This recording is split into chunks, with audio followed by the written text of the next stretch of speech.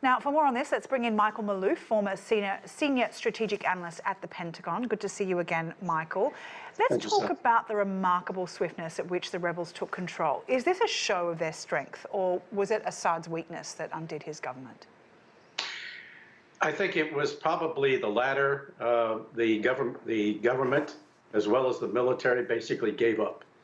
And a lot of that had to do with low morale, corruption, lack of training of the military. And also, it seems reports are emerging that Assad himself was beginning to shift his interests more toward the Gulf Arab countries and less toward Iran than before. And he was trying to make himself more acceptable in with the Gulf Arab countries, with the Sunnis, and he had just had a meeting 3 weeks earlier in Riyadh with the Crown Prince of Saudi Arabia. Right. So, given all of that, I think that it reflects that he was just tired and ready to move on. Right. Now, some reporting states today that a year ago, allegedly HTS, the dominant force, the rebel force that are now trying to form a government in Syria, established a military college plan and organised the necessary resources to undertake this takeover. Would this have been timed soon after the war in Gaza, when Iran's proxy power became occupied with fighting Israel, do you think? Do I think what? I'm sorry? Do you think that this takeover, planned a year ago, just after the war in Gaza, was timed when Iran's proxy power was taken up with fighting Israel? I think this was all very well timed. And that's why you saw Israel abruptly declare victory and had a call for a ceasefire with Hezbollah. They had other plans.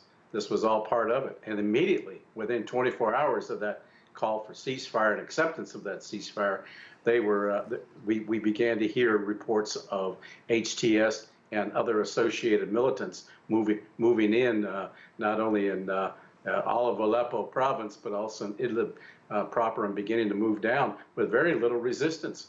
There was some, but very, very, very little.